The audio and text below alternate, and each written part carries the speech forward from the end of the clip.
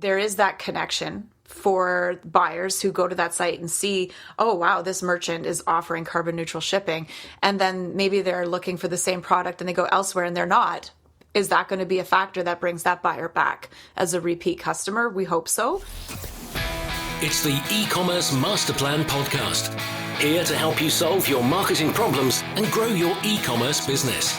Cutting through the hype to bring you inspiration and advice from the e-commerce sector and beyond. Here's your host, Chloe Thomas.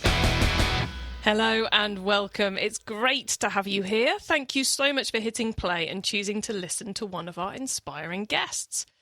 I've got some very exciting news to share with you right now. You are all listening carbon guilt free. What on earth does that mean? I hear you cry.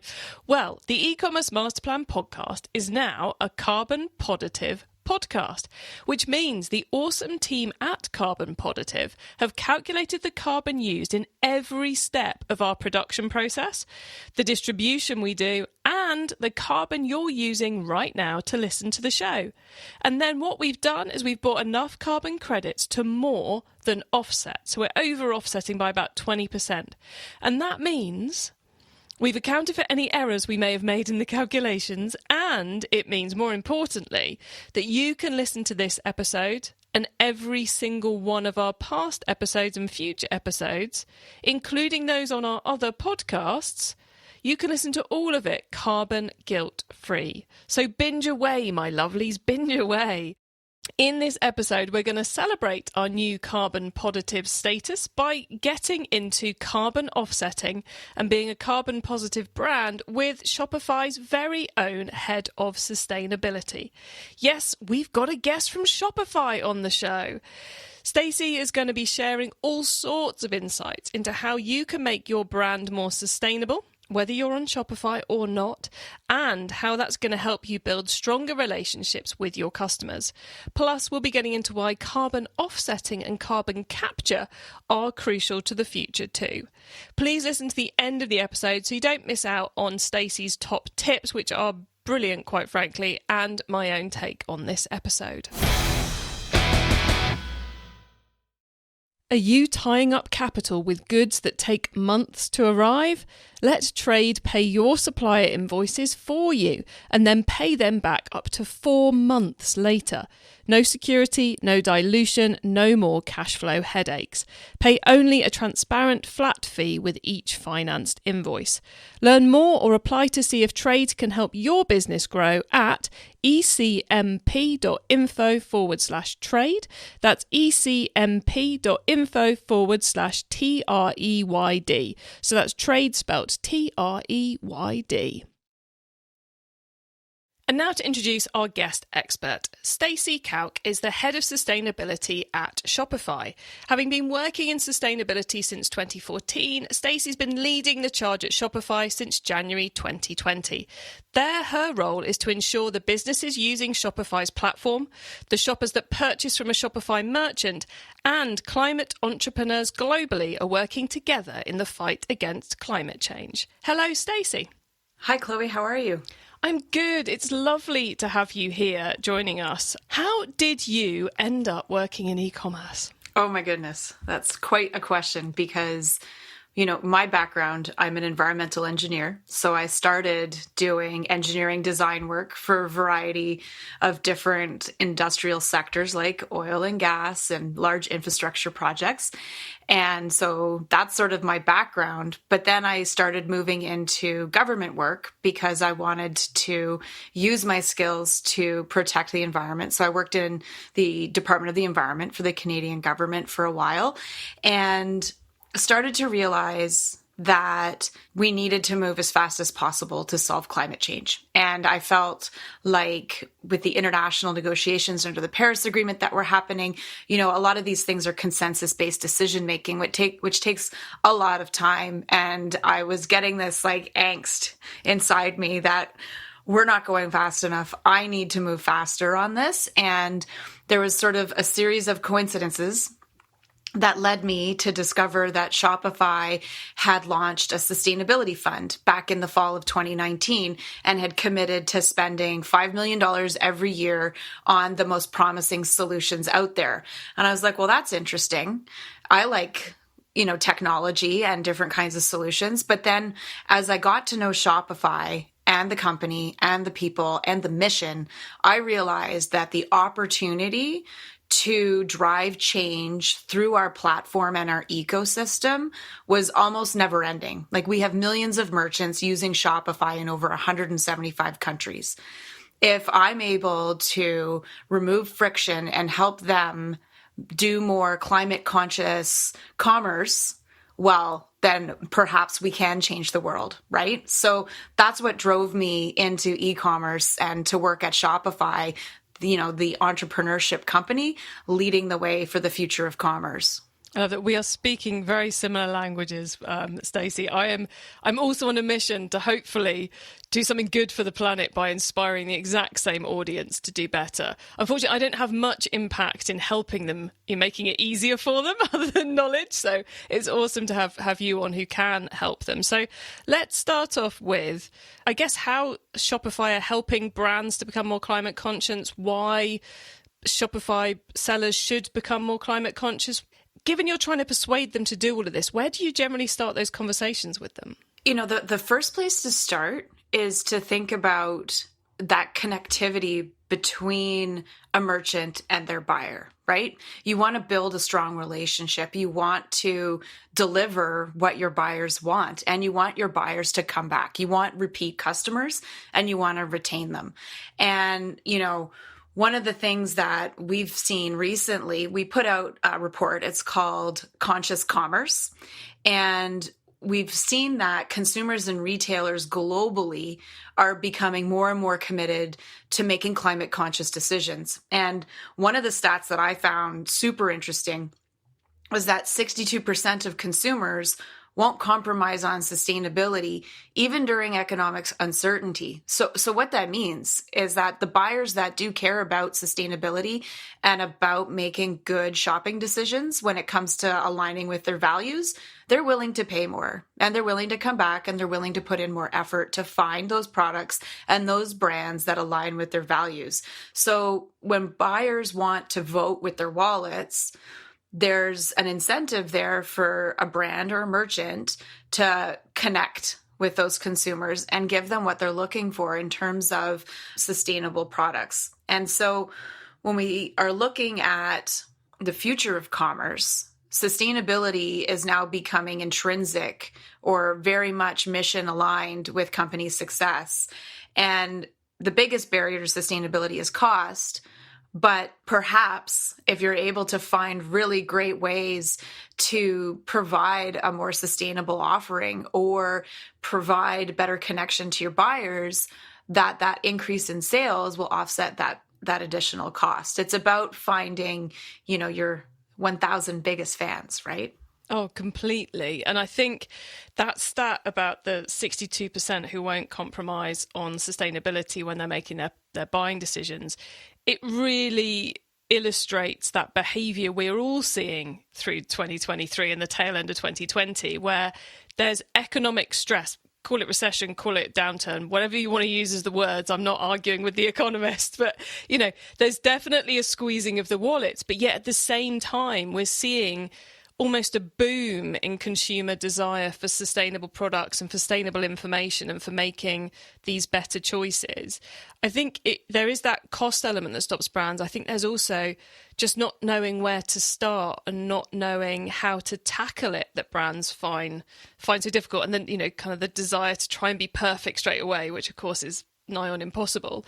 As one of the Shopify team, you are there helping brands solve problems all the time. How are you helping them become more sustainable? So there's so many elements to your question there. I mean, first off, I think it's really important to call out that nothing is perfect when it comes to sustainability or climate action, because there's always trade-offs when it comes to the environment.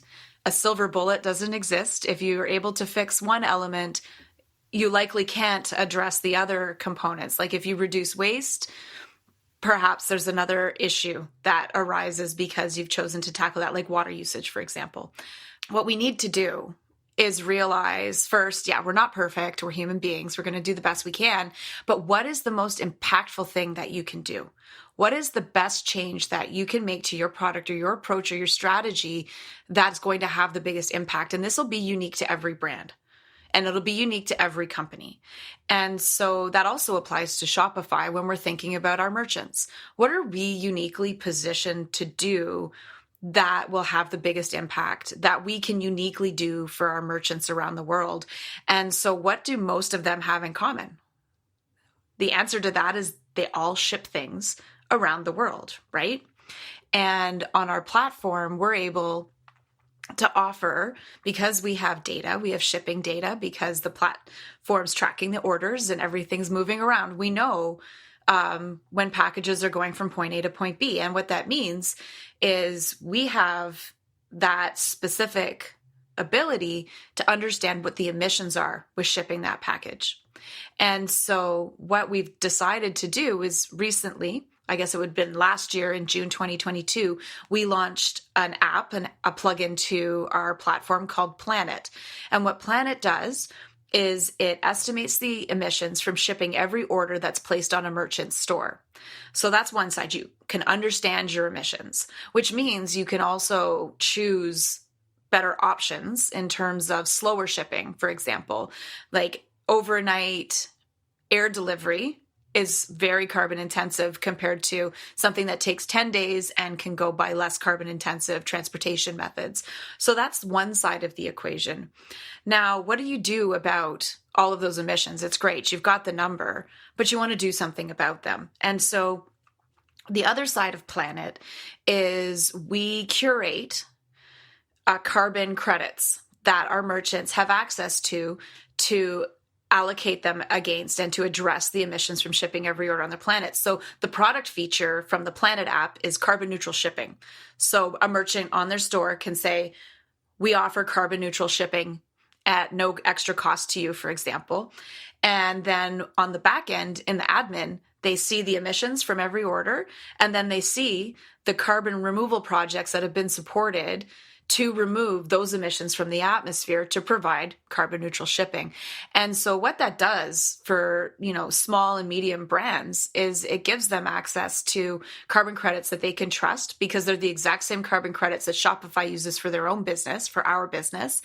And it also takes the complexity out of gathering all the data and crunching all the numbers to determine what your emissions are. So when I think about my quest to try to use commerce for good and to build a sustainable future, this is a perfect example of removing friction on our platform.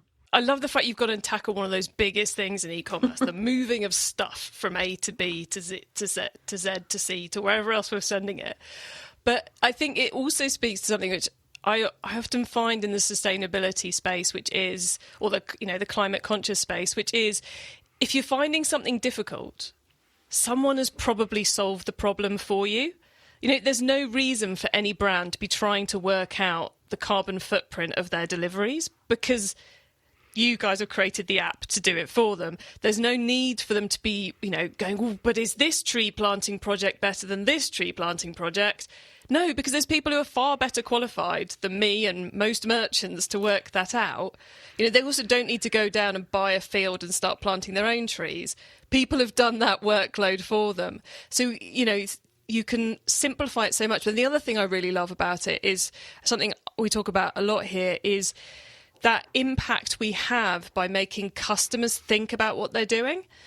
So if they're seeing in your checkout, this is a carbon-free delivery, or a carbon positive delivery, or carbon offset delivery, they're going, oh, that had never occurred to me. Isn't that brilliant? And it's all those little reminders we get that start changing consumer behaviour. So I think it's something which can impact in lots of ways. Have you seen the app become very popular since you launched it? Yeah, we're really excited about the adoption, and we recognize there's a long way to go, but we've neutralized the emissions from shipping more than 7 million orders.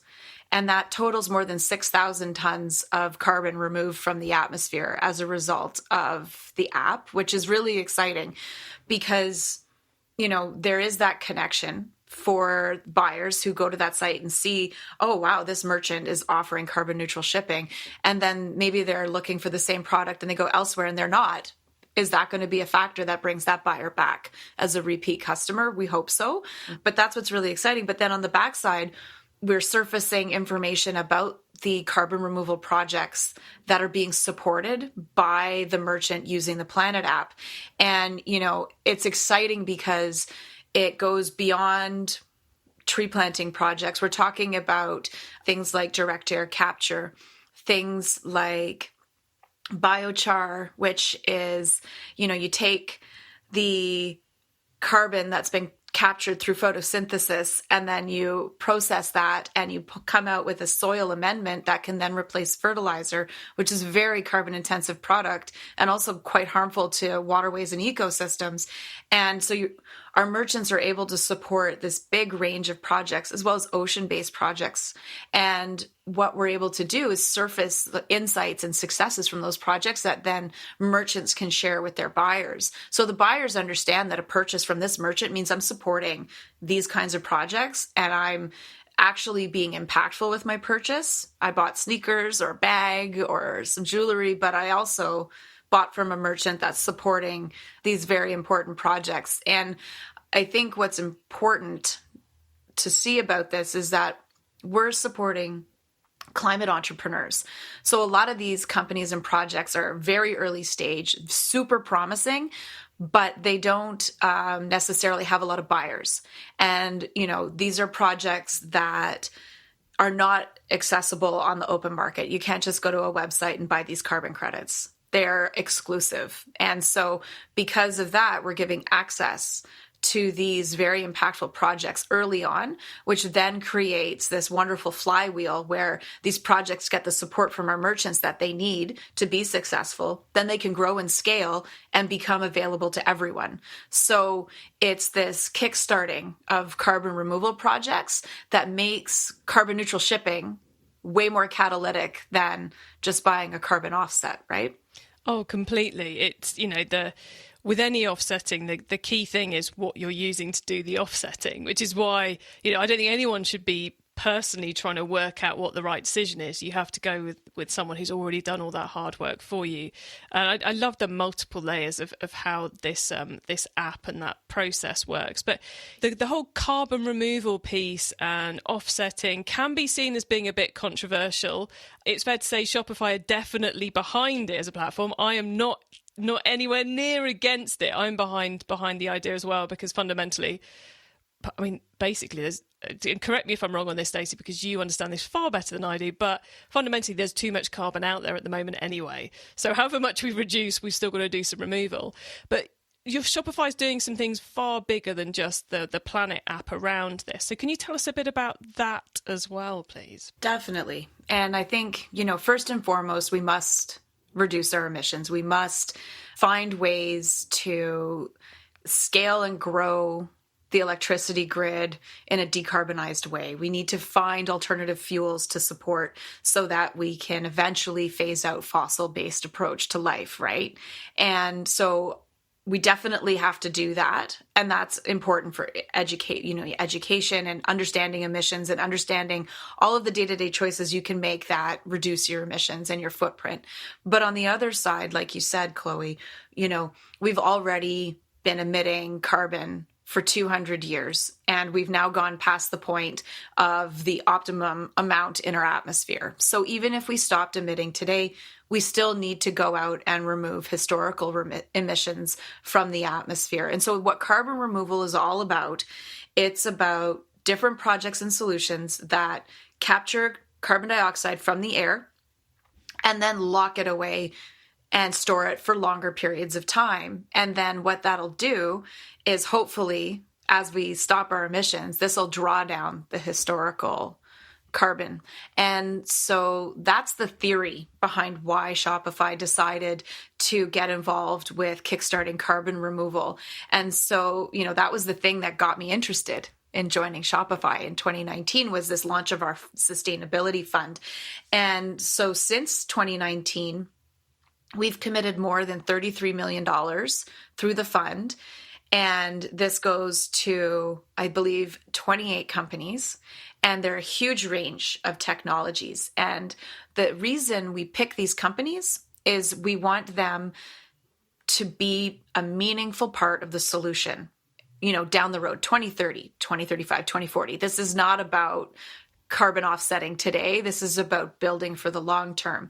And so to scale a developing industry, significant investment is needed. And what we've seen since we launched our fund is some of our companies have begun to scale. They've come online with projects. And, one of the companies, I'll kind of run through a few examples here. Carbon Engineering, we were their first customer and we purchased 10,000 tons of direct air capture carbon removal. And, that's not a lot because it's a small amount compared to some of the sizes of corporate footprints that are out there. But what's really exciting is that because we were a first purchaser, other people were like, oh, that's interesting. I need to learn about that company. I need to learn about their process. How does this fit into our sustainability strategy?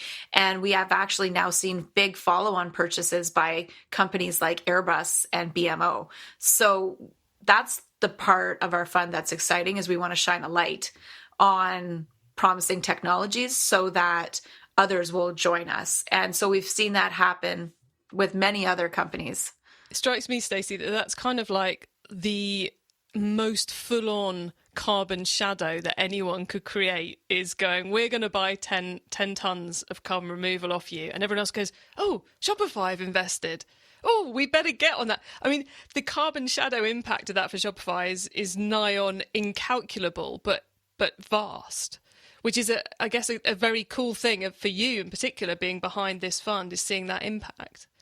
It was shocking, actually, because when we made that purchase specifically, it was like, well, let's see what happens. No one's ever bought this before. And it took a while. I believe we were the largest purchaser of direct air capture globally, like worldwide, as a company for almost a year before somebody else ended up buying more than us. And then, you think you'd be sad when you're not number one anymore, but we were not number one and it was party time, because that meant it worked. Because we don't want to be number one. We want to go first to help shine a light on a solution or a technology or a company. But we know we're successful when everybody else joins us, and we've picked something that will be impactful, that people can see being part of the solution down the road. Brilliant. And can you tell us about one or two others of those very cool projects? Sure. So I'll flip the script and go away from direct air capture. Direct air capture is very much like carbon sucking machines, these big fans, equipment, and talk about an ocean-based solution. So there's a company called Running Tide. And what they do is they grow kelp and they float it out into the North Atlantic Ocean, where once it gets big enough, it gets too heavy and it sinks to the bottom of the ocean. And so what they do is they set them on these buoys on a track so that they're over the biggest, deepest part of the ocean, so that when this kelp sinks, it actually locks away that biomass that has been growing and sucking up carbon dioxide as it grows through photosynthesis. It sinks it to the bottom of the ocean, where it, in theory, should lock it away for thousands of years. And so this company, we were their first customer as well. And we've bought over 4,000 tons from them. And now they've expanded their operations to Iceland, and they're conducting more research so that they can confirm that, in fact, this solution will store carbon dioxide in that biomass at the bottom of the ocean safely, number one. We don't want to see any ecosystem impacts to the ocean, of course. And number two, that it's going to stay down there and not come back up and re-release to the atmosphere. So, what's interesting about this one, and it's not so much about having follow-on buyers, that's important, but what's important about this one is that they get an opportunity to do the research to confirm that this is in fact safe and to confirm that it works. And if it is safe and it does work, what is so wild about this is the scale that you can do this at. It's not expensive to grow seaweed, kelp, right? That's pretty cheap. And you don't have to use electricity to run this carbon removal project. You just let the buoys go out in the ocean, grow and then sink to the bottom. It's almost a passive system, right? And what it does is that means it's highly scalable. It's going to be very low cost, very cost effective if in fact it works. And then we'll be able to do more of it to a point that obviously we're not harming the ocean. There's going to be limits on how much we can do. But the ocean is such an amazing part of solving the climate crisis because it's vast. It has huge capacity. And we don't live there and we don't use it for farming. And this is why an ocean-based solution can be way superior to a tree planting solution, right? Because if you reforested the whole world, we still wouldn't solve climate, but we'd have no agricultural fields and nowhere to live. So we need other solutions in the mix, and the ocean is a really exciting opportunity. E-commerce Master Plan is supported by some of the greatest companies in the e-commerce sector. Here's a reminder of who they are. Are you looking for ways to incorporate SMS and MMS into your marketing strategy? Well, you should be. A great way to do it is to add marketing text to your current campaigns. And with wildly successful transaction rates up to 481% higher, birthday offers are a good place to start. Send customers a birthday offer to the channel that's almost always at hand, their mobile device. And if they don't make a purchase, send a follow-up text in 2 days' time so your message doesn't get overlooked. Get more campaign ideas and see how AI-powered marketing automation is changing e-commerce at ecmp.info/Bloomreach. That's ecmp.info/BLOOMREACH. Learn more with Bloomreach. Visit ecmp.info/Bloomreach today.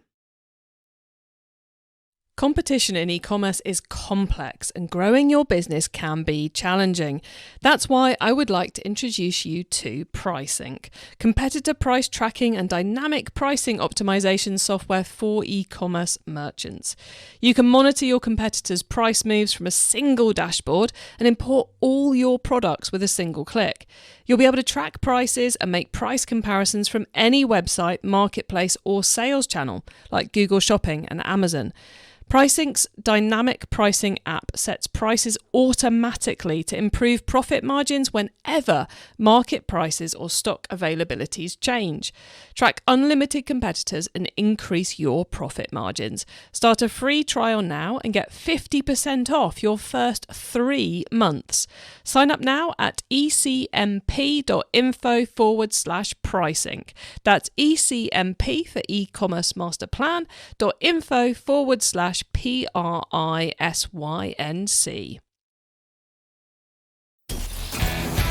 It's time for the top tips round.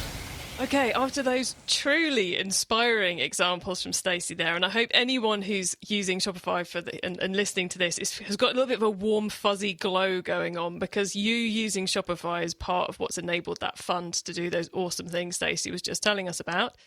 But whilst we all feel warm and fuzzy and rather cool about all of that, we need to do the top tips round, a section that I love because it gives me and all of you some really quick ideas for taking our businesses to the next level. So Stacy, are you ready for the top tips? Yes, let's do it. Okay, the book top tip. If everyone listening to this podcast agreed to take Friday off and read a book to make their business better, which book would you recommend? Oh my goodness. So while it's really important to make your business better, I think it's also important to feel inspired. And so I picked a book that may be a little bit off topic, but it's called The Overstory by Richard Power. It's a bit thick, but it's beautifully written, so you'll need more than one Friday. But how it plays out is it tells a story with different groups of characters using trees, and it is just very inspiring in terms of understanding the need to try to exist in harmony with the natural world, but it's also an amazing story. So it's a great work of fiction, but also loosely based on some events that you'll see that it's kind of shadows history, but tells it in an absolutely novel way. Oh wow, I'm adding that to my must-read list, and definitely not off topic. There's nothing wrong with reading a bit of fiction on a Friday to make your business better. Definitely not a bad recommendation. The traffic top tip. Which marketing method do you either prize above all others or think doesn't get the press it deserves? So for us, especially when it comes to our Planet app, for example, our subscriber list, those are our people. They're the people and the brands that are prioritizing climate action as part of their business. And so we don't tend to waste a lot of time outside of that. We want to really get important information and opportunities out to those that we know will access them. So we use our subscriber list, and I'm sure that parallels some strategies for brands. Those repeat customers, got to keep them coming back. Yeah, got to build those relationships with that core. Definitely love that. The tool top tip, maybe a collaboration tool, a social media plugin, a phone app, or just a way of working. Is there a cool little tool you use that makes you and your team more efficient from day to day? So I thought long and hard about this one because Shopify, since the pandemic, is now a remote first employer, right? So we spend our days online collaborating together as teams. And the biggest time saver is to just shoot a video, drop it into, a Slack channel, share it on whatever platform, but like a little video, 45 minutes. Hey, I just did this, la, la, la, la, la, check that out, blah, blah, blah. And you're done. And, the other person can consume it whenever they need to. And I think that asynchronous video gives you that interpersonal connectivity, but also you don't have to coordinate and make sure you're both available for a call. So multi-time zone teams, which I have, we're all the way from Central European time to Pacific time. And so, we have to just drop each other videos, and it kind of feels like you're right there. It's like a little present when you open your account and you can see videos from your team. Yeah, I think asynchronous videos are the answer for anyone who finds themselves only ever in meetings every day. It's like, yeah, nobody needed to ask questions. You could have just sent me a video, 15-minute video instead of an hour-long meeting. It's yes. Yeah, we all have the technology at our fingertips. It just should be used so much more. So loving that tip. The carbon top tip then, what's your favourite way to reduce the carbon footprint of an e-commerce store? Well, I'd be missing an opportunity not to repeat the Planet app, because that's a great way to understand shipping emissions and also to access those high quality projects. But when it comes to an e-commerce store, it's about high fidelity commerce. And so it's a bit of a tangent, right? You want to use a platform like Shopify that pays attention to the image quality, right? Like you're setting up your store, you take a picture, say you're selling a carpet, you take a picture of the carpet on your phone, you get it up onto your computer, you set it up on your store, maybe it's even on your phone, but then it goes up to the servers, gets compressed, goes across the world, down some other servers, and shows up on my phone. I'm looking for a carpet. Is that orange and that carpet the same on my phone as it was on your phone? And so what we want to do is make sure that we're using our tools in a way that limits returns. Ship it once, great. Use the Planet app, awesome. But let's make sure that we're having high fidelity exchanges with our buyers so that they trust us, but they also are not going to return it because it's exactly what they expected. So Shopify pays a lot of attention to how that shows up and how colors are displayed and things like that. So it's really important to use the right tools so that you can build that trust with your buyers. Yeah, it's always those trade-offs we have to worry about, isn't it? Between, well, we could get the fastest loading, lowest carbon video in the world on the homepage of our website, but no one would actually understand what our product does because it would be so low res that it wouldn't work. So yeah, definitely worth using software that deals with 90% of those issues for you. So loving that tip. Thank you, Stacy. Now, before we say goodbye, could you please let the listeners know where they can find you and your business on the web and social media, please? Definitely. So Shopify.com, worldwide. You can access everything you need to know about our platform there. And also it's just one click through to get access to more information and detailed videos of our climate offering and the Planet app as well. So Shopify.com is your go-to spot. And, we're at Shopify on all the social platforms as well. So check us out. Brilliant. Thank you so much, Stacey. It's been lovely chatting with you and finding out quite how much Shopify is doing in the eco space. So thank you so much for coming on and explaining it all so beautifully.